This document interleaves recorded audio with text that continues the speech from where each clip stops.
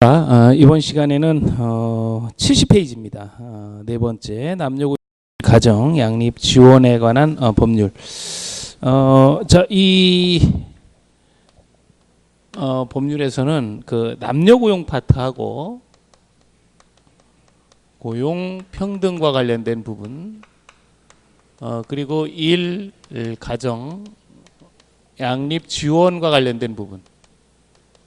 이렇게 이제 두 가지 측면에서 전개가 됩니다. 남녀 고용 평등과 관련해서는 성희롱 예방 교육,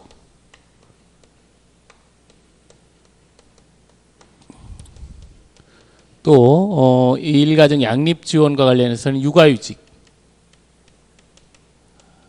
육아휴직, 또 육아휴직을 대신해서 육아기 근로 시간 단축의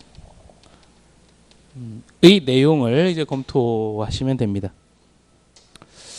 자, 70페이지 보시면 정의가 나오죠. 그래 차별이란 뭐 성희롱 쭉 읽어보시면 되고, 71페이지 보시면 모든 사업 또는 사업장에 적용을 하고요. 그 세 번째 보시면 남녀의 평등한 기회 보장 및 대우, 자 이렇게 표현되어 있고, 모집 채용 임금 외 교육 배치 승진 정년 퇴직 회고에서 어떻다 평등하다, 그 이야기를 하고 있습니다. 72페이지고요. 성희롱 금지 및 예방, 이렇게 이야기를 합니다. 그래서 성희롱 예방 교육을 하는데요. 성희롱 예방 교육은 우리 그 위에서 다섯 번째 줄 보시면 기억번에 매년 실시한다 이렇게 돼 있어요, 그죠? 매년 실시한다. 매년 실시한다. 그래요. 그래서 거기 72페이지 미음번에 박스 안에 1번 보시면 연 1회 이상 실시해라라고 이야기를 하고 있습니다. 요 73페이지 보시면 성희롱 예방 교육은 위탁할 수 있어요, 그죠? 그래서 위탁 기관에 이렇게 위탁을 합니다. 그럼 이제 강사 한 명이 있죠. 근데 그 리을번 잠깐 보시면 성희롱 예방 교육 기관이 다음 어느 안에 해당하면 지정을 취소할 수 있다 이렇게 나와요. 그 중에 2번 보시면 강사를 3개월 이상 두지 않았다. 3개월 이상 계속 두지 않았다. 그러면 요 지정이 취소될 수 있다는 거죠. 자, 이렇게 정리를 하시면 되고요. 일반적인 조치 내용은 뭐 여러분 읽어보시면 정리할 수가 있겠습니다. 자, 그 다음에 75페이지 보시면 모성보호라고 해서 나와요. 모성보호. 자, 여기에는 배우자의 출산휴가라는 얘기가 나오죠. 배우자의 출산휴가. 배우자의 출산휴가는 5일 범위 내에서 유급 3일을 이렇게 이제 줄 수 있도록 하고 있습니다. 자, 그 다음에 난임 치료 휴가라는 게 있어요. 난임 치료 휴가는 3일의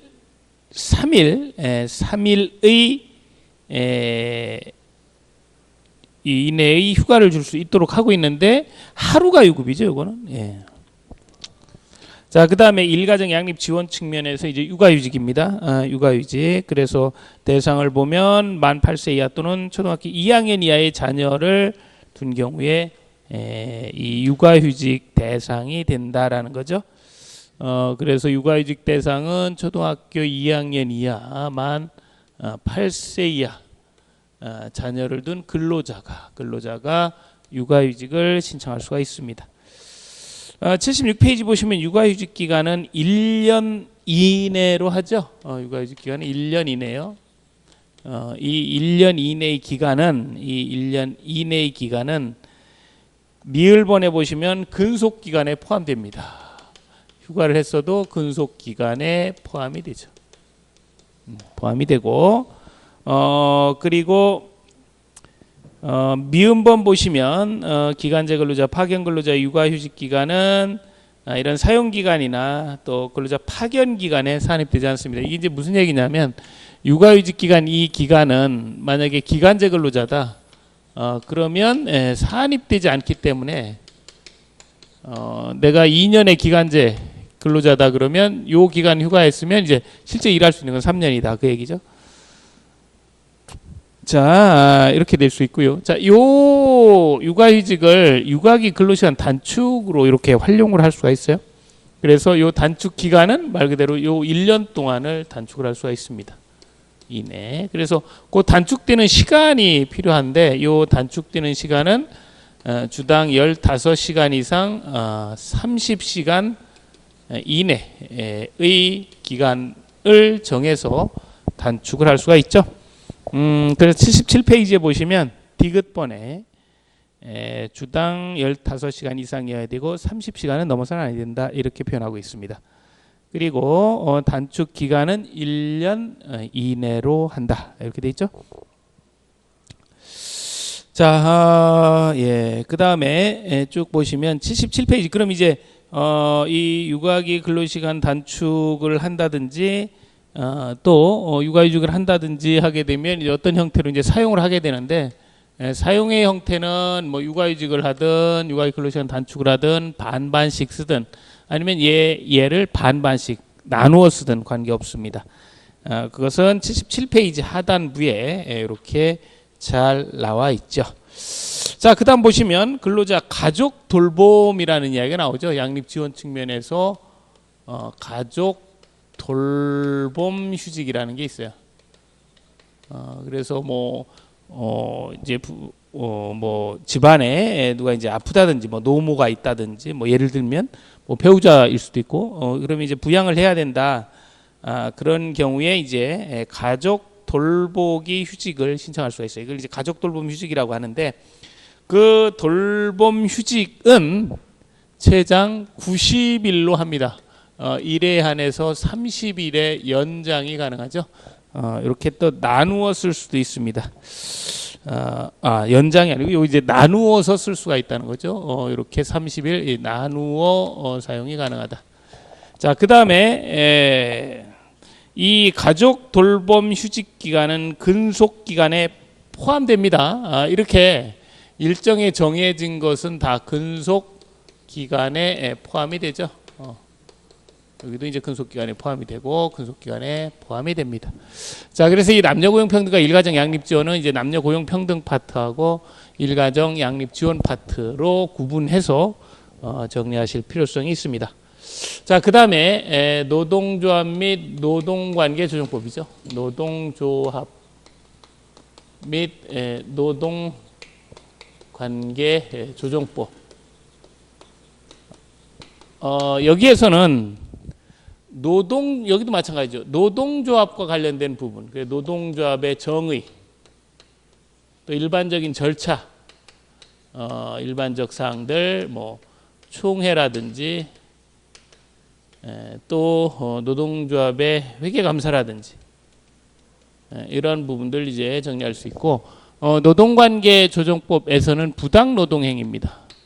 부당노동행위 그리고 부당노동행위 시의 구제 절차. 이 부당노동행위 시의 구제 절차는 부당해고 등의 구제 절차와 그 맥을 같이 하죠. 부당노동행위가 있다 하게 되면 노동위원회에 구제 신청을 할 수가 있습니다. 그러면 노동위원회에서 이것도 마찬가지로 3개월 이내에 할 수 있죠. 3개월 이내 노동위에 하면 노동위에서 확인을 하죠. 그래서 구제를 할 수도 있고 기각을 할 수도 있고요. 이 결과에 따라서 중앙노동위원회에 재심을 신청할 수 있고 이 중노위의 재심 신청은 10일 이내, 그죠? 10일 이내 재심 신청할 수 있고 이 중노위의 재심을 하게 됩니다. 그러면 이 재심 결과에 따라 여기도 마찬가지로 인용을 할 수도 있고 기각을 할 수 있어요. 그러니까 재심 판정이 내려집니다. 이 재심 판정에 불복을 한다 하게 되면 행정소송을 제기할 수 있죠. 행정소송을. 이거는 15일 이내에 제기를 할 수 있습니다. 자, 이렇게 이 구제 절차는 이제 부당해고 등의 구제 절차와 같아요. 그 내용을 교재를 통해서 확인해 보도록 합니다. 자, 78페이지요. 노동조합 및 노동관계 조정법. 자, 정의돼 있고 근로자 사용자 이렇게 돼 있고 그 네 번째 보시면 노동조합의 정의가 있죠. 그래서 노동조합이라고 하는 것은 근로자가 주체가 되어 자주적으로 단결하여 근로조건 유지 개선 기타 근로자의 경제사회적 지위 향상을 도모함을 목적으로 조직하는 단체 또는 연합단체를 말한다. 이렇게 되어 있습니다. 그러나 다음 일에 해당하는 경우는 노동조합이 아니다. 사용자가 참가를 허용한다든지 경비의 주된 부분을 원조받는다든지 또 복리사업만을 한다든지 이런 것들은 노동조합으로 보지 않습니다.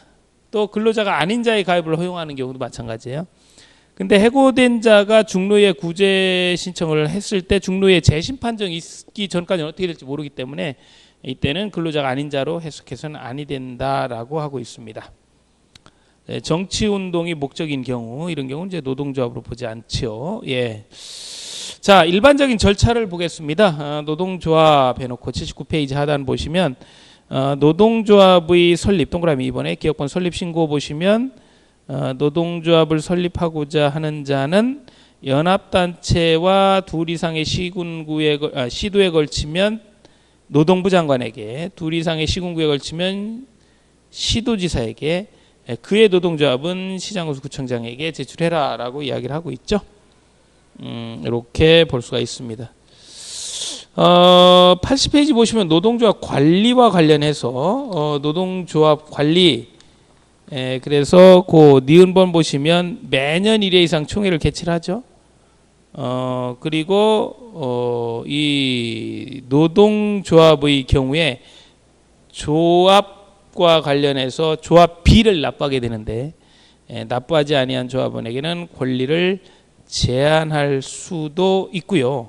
그 밑에 5번째 줄 보시면 미음번에 노동조합의 대표자는 6개월에 1회 이상 이렇게 회계감사를 실시하게 하고 결과를 공개하도록 하고 있습니다. 그러니까 총회는 매년 하고 회계감사는 6개월에 한 번씩 한다. 이렇게 정리할 수가 있겠네요. 자, 그 다음에 81페이지 보시면 단체 교섭 및 단체 협약 이야기를 해요. 거기 보시면 이제 단체 교섭한 후에 이제 단체 협약을 작성을 하게 되는데 그 동그라미 4번 보시면 단체 협약은 2년을 초과하지 않습니다. 우리 근로계약도 2년을 초과하지 않죠. 예, 단체 협약도 2년을 초과하지 않습니다. 예, 그 내용 하나 기억할 수가 있습니다. 자, 그 다음에 82페이지에 보시면 부당노동행위라고 해서 나오죠. 부당노동행위. 그래서 거기 이제 82페이지에 그 5가지 부당노동행위의 조건을 얘기를 합니다. 뭐 어떤 노동조합에 가입하면 채용해 준다, 어떤 노동조합에 가입하면 불이익을 주겠다, 혹은 뭐 이러한 그 어떤 교섭행위라든지 이런 걸 혜택을 한다든지 뭐 이런 일반적인 이제 부당노동행위라고 정해지는 사항이 이제 부당노동행위로 보여지면 구제 신청을 할 수가 있습니다. 83페이지 보시는 것처럼 사용자의 부당노동행위로 인하여 그 권리를 침해당한 근로자 또는 노동조합은 그 노동위원회에 구제 신청을 할 수가 있다. 그 구제 신청은 이제 3개월 이내에 해야 된다라는 거죠. 그러면 이제 조사를 해서 구제 명령을 내리거나 아니면 기각 결정을 하겠죠. 자, 이렇게 해서 구제 명령이든 기각 결정이든 이렇게 내려지면 그 상대방은 재심을 신청할 겁니다. 그죠? 그래서 중앙노동위원회에 재심을 10일 이내 신청할 수 있고 또 중노의 재심 판정에 대해서도 15일 이내 행정소송을 제기할 수가 있습니다. 만약에 이렇게 하지 않았다면 당연히 인정하는 거니까 확정되겠죠. 그리고 이러한 중노의 어떠한 그 재심 판정이 행정소송 제기에 의해서 그 효력은 정지되지 않는다라는 거 같이 기억을 해둡니다. 자, 그리고 확정된 구제 명령을 위반한 자는 3년 이하의 징역 3천만 원의 벌금이고요. 부당 노동 행위를 했다는 것 자체도 2년 이하의 징역 2천만 원의 벌금입니다. 자, 이렇게 해서 부당 노동 행위까지 보셨는데 부당 노동 행위는 반드시 부당 해고 등과 관련해서 같이 비교하는 형태로 정리하실 필요성이 있습니다. 자, 지금까지 이제 노무관리의 내용을 보셨는데 노무관리는 주로 이제 근로기준법이 이제 매 나오고요. 그 다음에 근로자 퇴직급여 보장법, 그리고 노동조합 및 노동관계조정법, 이러한 사항 또 남녀공평등과 일가정 양립 지원에 관한 법률 이러한 법령 위주로 출제가 되고 있다. 자 이렇게 이제 살펴보셨고요. 그 다음에 보실 부분은 이제 사회보험 관리 뭐 이렇게 이제 표현하고 있는데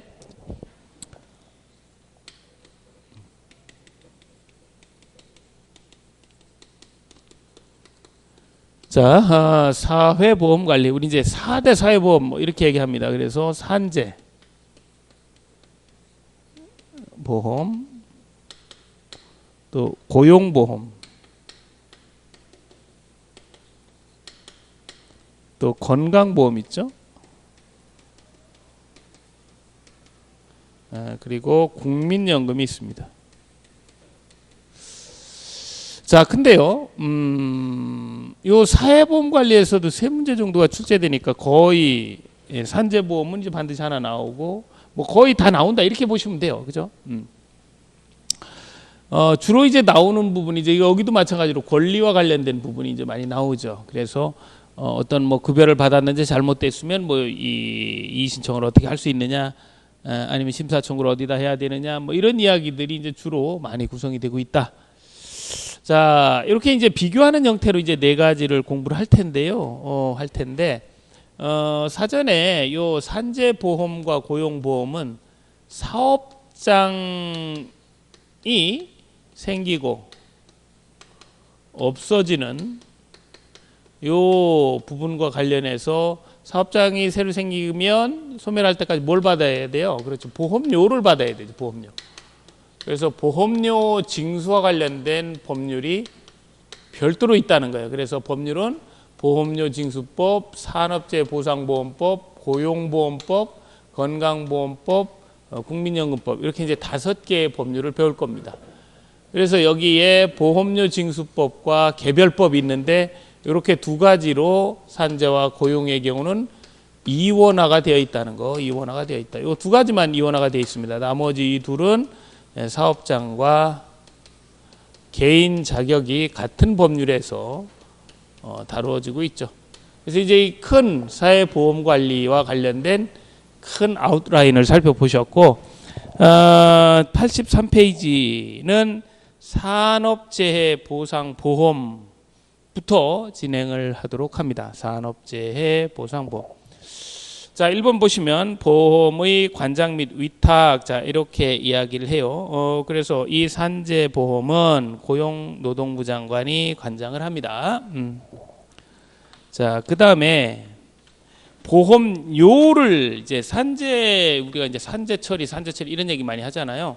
그러면 이제 일하다 다치면 산재 처리를 하게 되는데, 그러면 이 업무상 재해가 있다 그러면 이 산재 보험료를 걷어야 되잖아요. 그래서 이 산재 보험료는 요 보험료 징수법에 따라서 보험료를 징수를 합니다. 그래서 이 산재 보험료는 사업주가 100% 부담을 하죠. 이렇게 해서 산재 보험료를 내게 돼요. 자, 여기는 이제 고용보험 및 산재, 산업재해 보상보험료, 보험료 등의 징수에 관한 법률에서 정한다 이렇게 돼 있는데, 거기 가 보면 이렇게 이야기를 하고 있다라는 거죠. 자, 그 다음에 정의 봅니다. 업무상 재해란 뭐부터 이제 시작을 하죠. 그래서 이 산업재해 보상보험법의 개별 법률의 내용을 좀 들여다보면,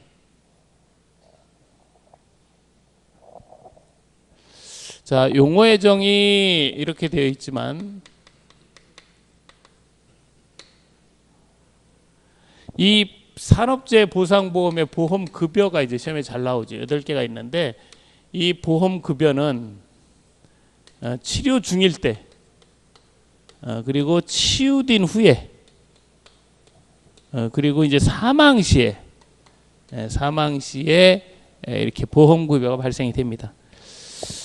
그래서 거기 이제 85페이지 보시면 보험급여라고 되어 있고 8가지가 이렇게 되어 있는데, 그 8가지 치료 중에 받을 수 있는 대표적인 것이 요양급여. 요양하느라고 회사에 못 가면 휴업해야 되죠. 휴업급여. 휴업급여는 금액이 작으니까 금액을 높여서 일정 요건에 해당하면 받을 수 있는 것이 휴업급여 대신 받는 거예요. 상병 보상연금이 있습니다. 그래서 여기 나와 있는 이 세 가지는 치료 중일 때 받는 거고요. 치유된 후에 받는 급여를 좀 들여다보면 장애가 오면 이제 장애급여나 장애급여, 그리고 직업재활급여 형태도 있고요. 직업재활급여, 그리고 간병급여 형태도 있어요. 간병급여. 이렇게는 치유된 다음에 치유되고 나서 받는 급여입니다.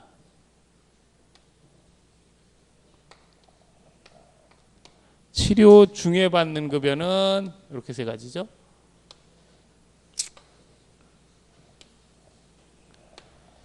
사망 시에 받는 급여는 유족에게는 유족급여,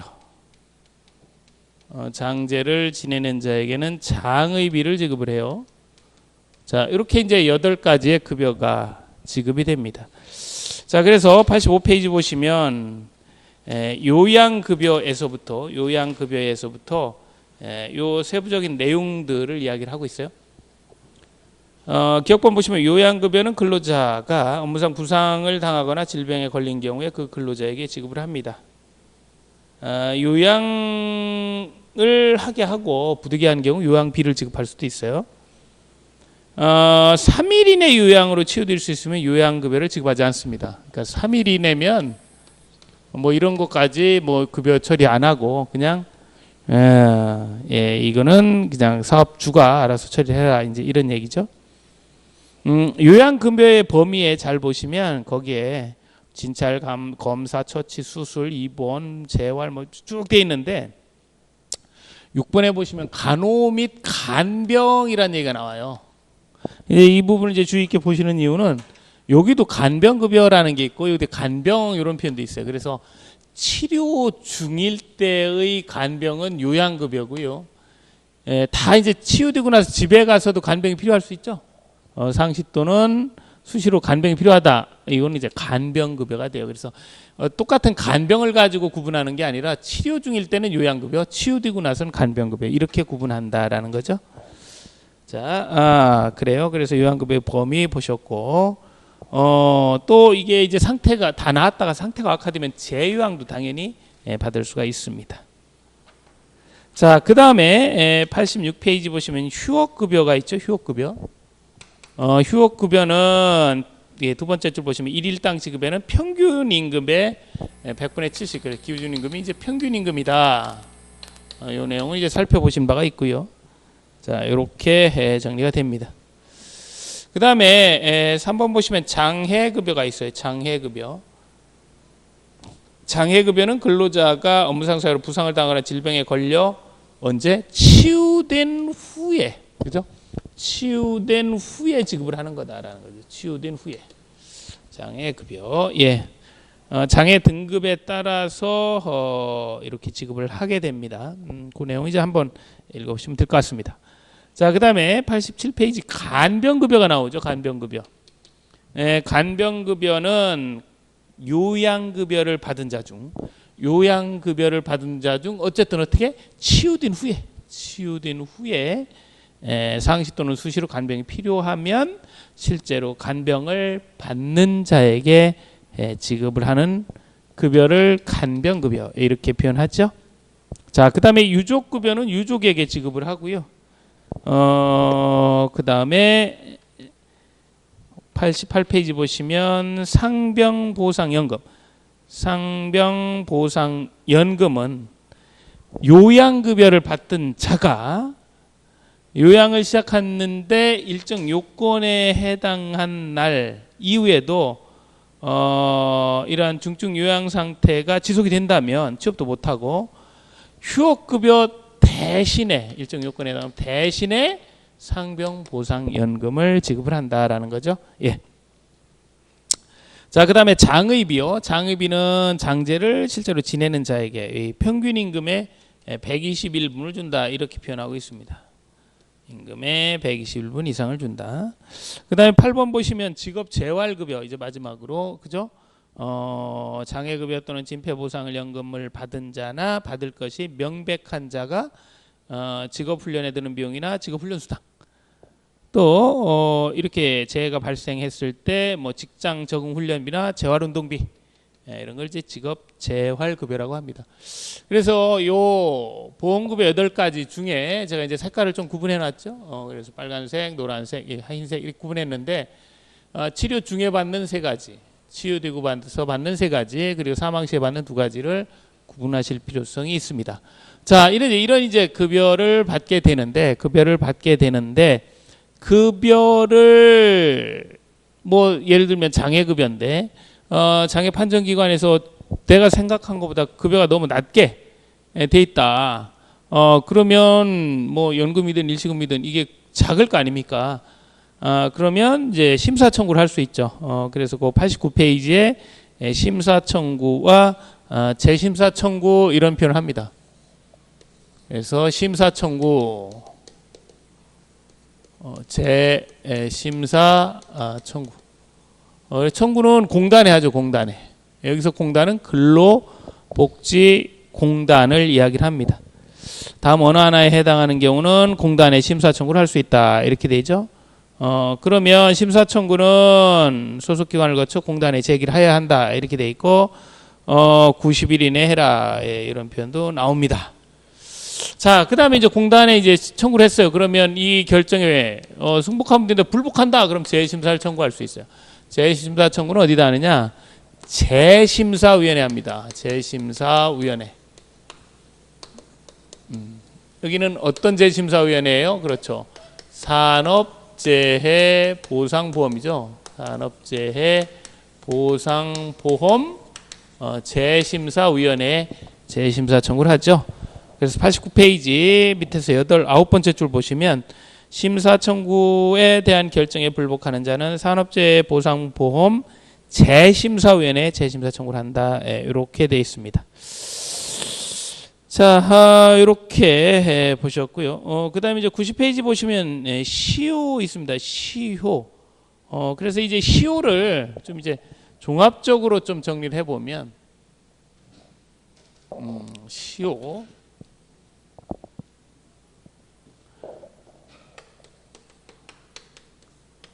일반적으로 시효는 5년짜리가 있고요. 3년짜리가 있고 10년짜리도 있습니다. 우리 이제 4대 사회보험에서 10년짜리는 국민연금에 보면 반환일시금이라는 게 있어요.